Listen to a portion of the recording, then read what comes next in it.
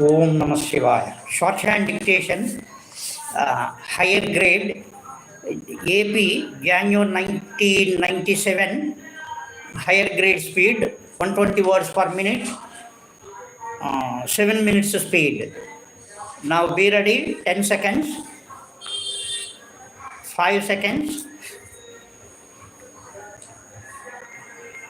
Now write down. Tomorrow we are celebrating the anniversary of our independence.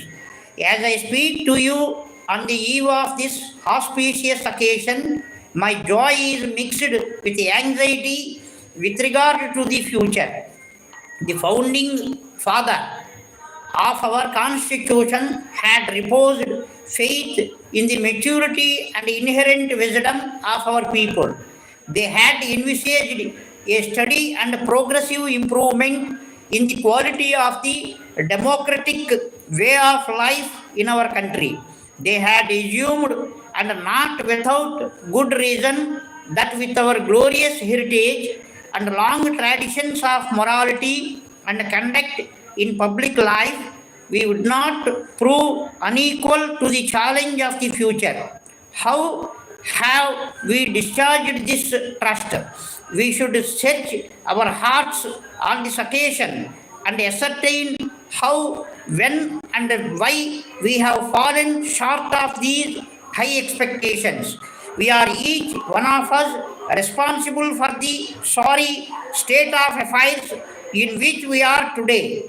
It would be an exercise in futility to find fault with one section of our society or other for the crisis of character through which we are passing. While we celebrate Independence Day tomorrow, we must remind ourselves of the selfless lives of the stalwarts of our struggle for freedom. We have been an example to the rest of the world as the world's largest democracy with a right to vote for all our citizens. Our national life represents the noble sentiments laid down in our Constitution. It is with a deep concern that I speak to you tonight. Every day I see the stresses and strains to which these noble ideals are being subjected to in recent times.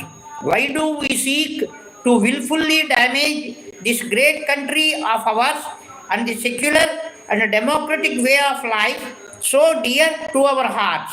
Everywhere around us today, we hear not advices of restraints and conciliation, but dissenting voices raised in a spirit of confrontation which threaten to destroy the very foundations of our society. This is no time for mutual occasion or equally barren, destructive criticism. Indeed, this is the time and opportunity for national reconciliation, irrespective of caste or creed. Men and women of goodwill need to exert themselves to the utmost to shoulder the most heavy and onerous responsibilities which our present situation demands.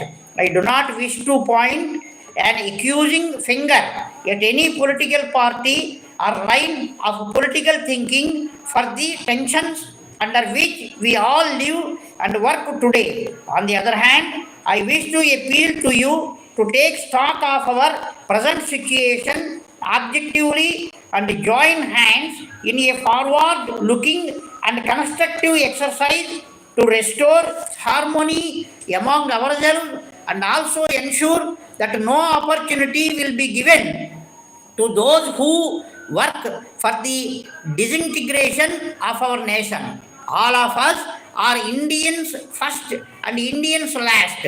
If India dies, who among us will live? Will such a life be worth living? This noble thought should guide and conduct us in the crucial days ahead. Our Constitution, which is the most comprehensive written constitution in the world, cannot obviously provide for every possible contingency in our national life. Necessarily, therefore, very healthy conventions based on sound and lasting principles of public morality and basic values in public life will have to be evolved. But this is not all. We have to take note of the rapidly changing lifestyle of our body politic. Since independent principles have never been so compromised and basic values of life treated with such contempt, the time is ripe at the present for enlightened public opinion in the mainstream of our national life. Sir, in the present day situation of growing unemployment, you are aware technical education alone is in a position to make people stand on their own feet. The Kamala Nehru Polytechnic for Women, Hyderabad, sponsored by the Exhibition Society and aided by the government of Andhra Pradesh, is running 6 diploma and 2 post-diploma courses. The students are admitted into these courses through a common entrance examination and allotted by the convener. I am to submit that according to the revised norms of All India Councils for Technical Education, we have to update all our laboratories by procuring additional equipment. All these additional equipment has become necessary in view of the implementation of new syllabus in various courses in our institution. Further, the laboratories are to be strengthened so that the students can be exposed to the latest developments in trade and industry. This will enable the students to improve their job opportunities. As per the latest norms of All India Council, the procurement of the deficit equipment and updating laboratories is a must.